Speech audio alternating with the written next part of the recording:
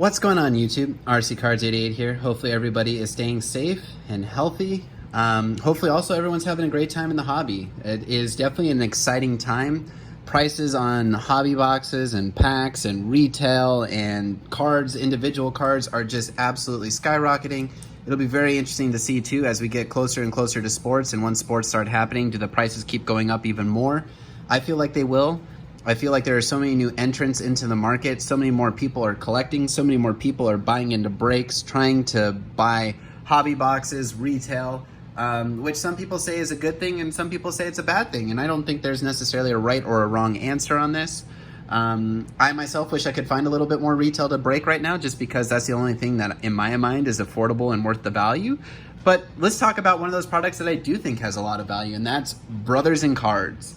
So if you guys looked at my last video of basketball, which will have a link in the bottom left-hand corner, and we'll also have a link for baseball for all of you who are interested in baseball, this is the breakdown of June 2020. This is the first time Brothers in Cards increased their price ever in their career, I believe, their history, of going from $80 for a gold box up to $140. So what this video is going to do, it's going to break down in my mind, what I think are some really key points for anybody who's thinking about wanting to buy or purchase Brothers in Cards gold boxes, as well as providing some insights and information around, you know, the boxes that you did get and how did you do comparatively to everyone else. So let me put out a couple of disclaimers before we get into the video.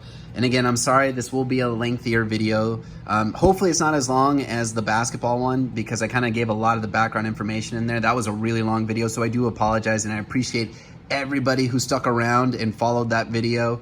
But for football, I'm going to try to keep it a little more brief, try to keep this in the 10 to 15 minute video range, which is still a long time, but there's a lot of information to go through. But before we get into that, a couple things. One, Brothers in Cards did not sponsor this. They did not ask me to go and do this. They may use some of the information because I'm always willing to share it for them if they ask for it. But I did this on my own accord. I spent my own time doing this. And let me tell you, it took a lot of time to put this all together. You need to be somewhat decent with Excel. You need to be able to understand pivot tables, VLOOKUPs, and other information to be able to pull this all together. And you just got to have a lot of patience to be able to summarize 360 gold boxes, as well as 18 bronze boxes, and I forget how many of the silvers, 31. So that is a lot of work. As you can see, I manually inputted, on this tab, this is the raw data, over 3,100 rows of data to be able to pull this all together. And again, I'm kind of sticking on, and I wish I would have done this in the beginning on the basketball video, the tab that has the most information in it, that I think you guys are going to find really, really valuable. But before we get into that tab, I do want to back up and I want to go to the football pack sheet. So this is all the raw data. So for example, basically what I did is I go on brothersincards.com, I pull down the pack sheet, I manually input every single pack in there. Also, what I do is I create, from their Instagram, I put in their percentage mix that they promised to us, the Brothers in Cards value, and then some of the other columns that I have in here too are the blowout cards price, and then the perceived markup. And we'll get into that all in a second. So in essence, I basically manually recreated their pack sheet, and I've started to put in formulas, so whenever there's a pack of Donruss, it knows to pull the pack of Donruss price of Brothers in Cards value. The unadjusted column, for those of you who didn't watch the basketball video, that's truly taking the blowoutcards.com hobby box price, dividing it by the number of packs with no markup. This column is completely irrelevant. This was specific to basketball, so please disregard that. And then finally, I had a column that basically said, in my mind, any pack that was greater than $18, so basically anything that was greater than Optic, I called that a high-end pack. I think Optic is a high-end pack, so it was kind of tough, but there really wasn't that much product in here. So I didn't think Playoff was really a high-end pack, but for some reason that's actually got the same kind of value in concept as Optic. So basically any of these ones that aren't highlighted here, so kind of the ones that they touted that were the chase packs is what I'm calling it, those are the ones that I consider to be high-end for this. So that's roughly 12.1% of the program. So Contenders draft picks, Chronicles, Prism draft picks, Phoenix, Prism, Score, and Select. So That being said, let's go into the chart a little bit further. So the way that I did this is Brothers and Cards on their Instagram, this is why I love them, they're fully transparent. They give you all of the information ahead of time so you can make a very informed decision. This is directly from their Instagram and Facebook posts of the percentage of the pack distribution that they would have for each of the different products. And we'll compare that to what the actuals were in a second. Then they also listed out the pack value for every single pack. And again, they did this at the beginning of the month. So what I've noticed is some of the hobby boxes have gone down in price since then, and I think it's because of sales for the 4th of July personally. That's just me speculating. They didn't tell me that, but that's just me speculating. Because this column right here represents kind of taking the blowoutcards.com price and dividing it by the number of packs. And then what I did is I calculated how much of a markup is Brother and Cards asking for. And this one is pretty astronomical for Score, and that's because Score tanked right after the release. It was like $300, but now I think you can get a box of Score for about $150. So it basically decreased, in half. So that being said, this really shouldn't be worth $31. It's probably much closer to probably like an $18 or $20 pack from Brothers and Cards. But, they didn't send an update, and I don't blame them. That's fine. These were the pack values at the point in time that they put it together, and then this is kind of the pack markup. So, to kind of put this into perspective, right? This is summarizing all of the packs. So these were the actual packs that were distributed out to every single gold, bronze, and silver box for this month. This is what Brothers and Cards promised in this column in N, and this is what the actuals were. So we actually had more Contenders draft picks. That's awesome. We had more Chronicles. That's awesome. We had more Donruss. Whatever, that's fine. We had no Elite, even though they said 16% of the program would be Elite. So in my opinion, that's a win. And I don't mind that Donruss increased by 6% because obviously something had to increase at the lower end. Hybrid was slightly under. That's okay. Legacy, a little bit higher, not much. That's fine. Optic, great. That's awesome. So basically what they're doing is they're taking out of Elite, they put more into Donruss, they put a little bit more into Chronicles, Contenders draft picks, and then they put about an extra 3% into Optic. That's awesome. Prism draft picks, they increased that as well. Phoenix, they increased. They increased on football, basically all of the higher end stuff, they increased more of. That's great. And they put a little bit more of Score too, probably because they realized that Score became much more of a cheaper quote unquote product. So that being said, that kind of is the promise. So I think they over-delivered on the promise that they gave. I think they really did give us more than what they had promised, and the distribution benefited us definitely because there's no Elite and more of the higher end stuff and a little bit more of Donruss. But obviously you can't take everything out of Elite and put it into all the high end stuff because it was only $14 a pack. So no matter what, we were winning. That was the cheapest thing in here. If you look at that, the cheapest pack was Elite, which they eliminated completely and put all of that into every other pack. So inherently we all got more value. That's awesome. What other company does that? Not many.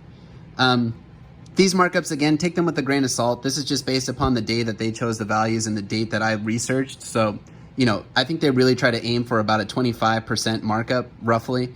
And then again, the gold feature was Contenders Hobby.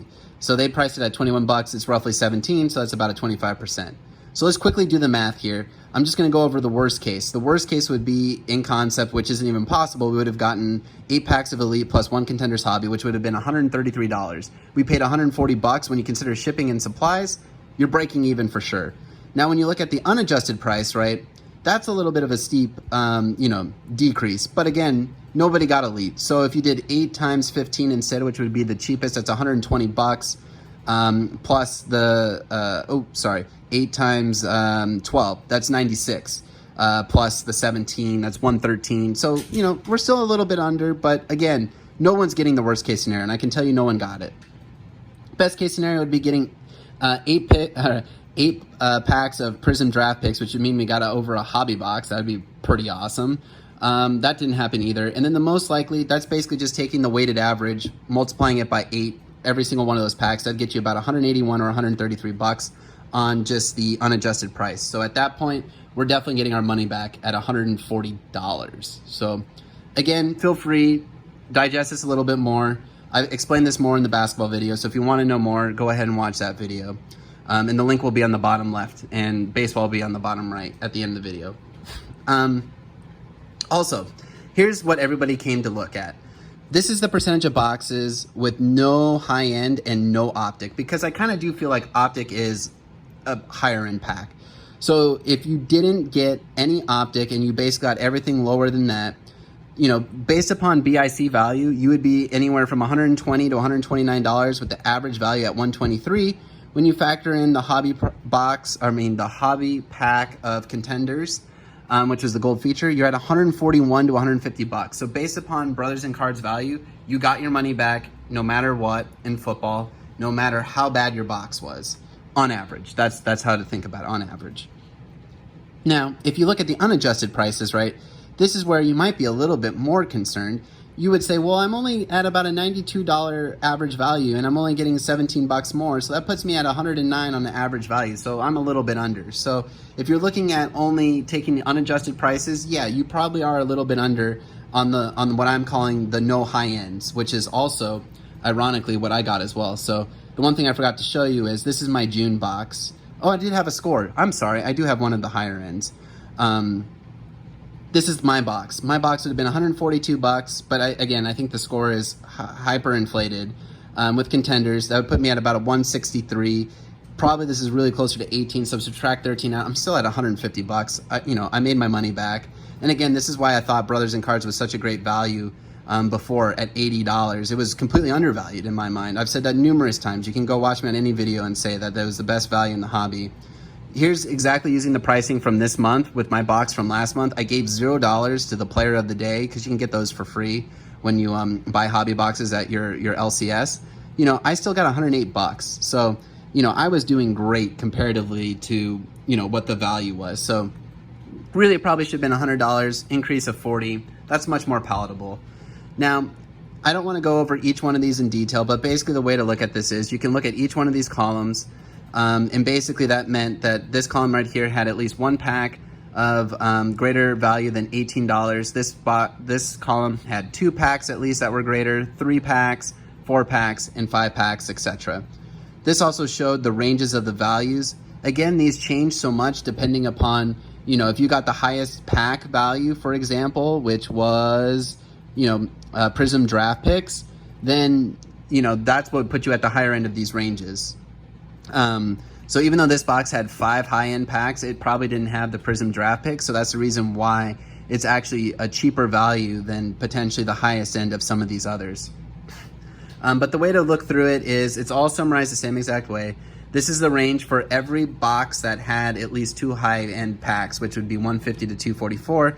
The average value, I think, is probably the most interesting and that's probably the thing that you should all be focusing on in this chart, because really that takes the average of every single one of those boxes that fell into those categories. So that's your value there. Once you factor in the gold feature as well, this is now what your BIC value is. And no matter however you slice it, you're getting your 140 back. Again, score is a little high. Some of the markups might be a little high, but it all depends upon the dates when we research, and pull product. Because the market's always moving. And again, this right here, this column or rows right here, this is just taking the blowout and not putting any markup. So basically not using Brothers in Cards, just kind of using the market. What would we be at? And it's really interesting data. The one thing that I put on here is score is skewing the data a little bit, but no matter what, if you at least hit probably one higher end pack, you're gonna break even at the bare minimum. And if you think about that, right, that's 79%. 79% of the people, are getting at least one higher end pack. 21% didn't get any high-end packs, and this 8% is a subset of the 21.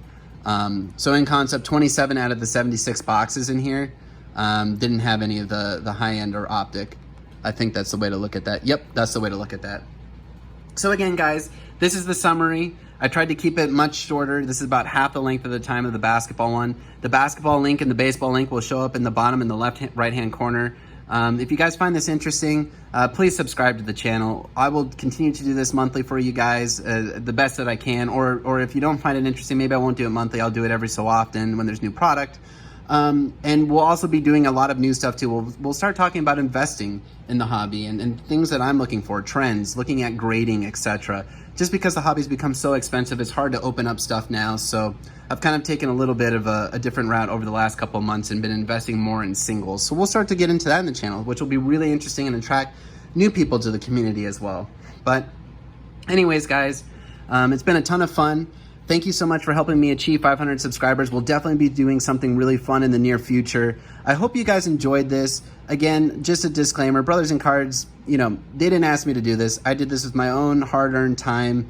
All my effort went into this. This is nothing that they did. They may ask me for some information, which I'd be happy to share with them, but this isn't promoted by them in any way. I'm not affiliated with them. I really do like their product. I probably will continue to buy their product.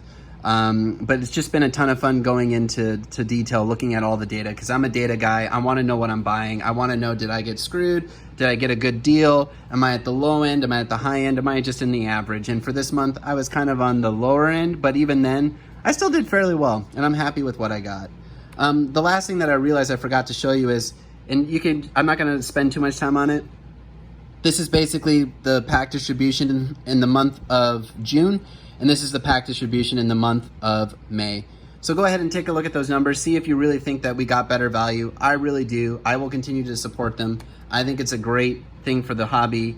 Yeah, and I hope that everybody who ordered, I hope you guys all hit bangers. I hope you all have those really great packs with great value. And you all, even the ones that don't have the great packs, I hope you guys hit bangers in there. Something that's really worth your money to get your money back. And for all of you who are on the fence, give them a try. The worst that you can do is give them a try and you don't like it. I think it's a great product. I think it's a pretty safe investment. And I think it has a ton of high-end upside, because look at this. Look at the number of people who at least got one higher-end pack, 79%. That's a lot. So guys, I really do appreciate your time. I appreciate your feedback. I really appreciate you guys supporting the channel. Hope you guys enjoyed this. Sorry for the length on this one again. Two other things just to quickly show off. For those of you who are wondering, do you actually hit anything in Brothers in Cards? Forget the value. This card right here I pulled, this is actually a rookie ticket variation cracked ice, which Chris G 613 pointed out to me. So this card's probably worth anywhere from $400 to $500 roughly, I would imagine. And then this I pulled as well on the channel. This is 7 out of 15 Kyler Murray turn of the century. So I have pulled some heat just to kind of self-promote that it's not only just the packs. I've actually pulled some really good stuff from them as well. Not guaranteeing that you guys will as well, but you know, it's a ton of fun. I enjoy opening it up. It's like Christmas for me every month. And again, I am not affiliated with them by any stretch of the means. I've definitely had months where I didn't get my money back, either in value and definitely not in cards, but it's always fun for me. I find it enjoyable. I really like their company. And if you guys have questions, please feel free to drop them in the comment section below. I really do appreciate you all subscribing to the channel. And if you are new, please click that subscribe button up at the top or the lower right-hand corner. And the two videos will be popping up very shortly on the basketball and the baseball version of these Brothers in Cards June 2020 pack distribution list. So really appreciate your time, guys. Stay safe out there. Enjoy the hobby. Have some fun. Don't take it too seriously. That's why it's a hobby. And until next time, keep ripping those packs.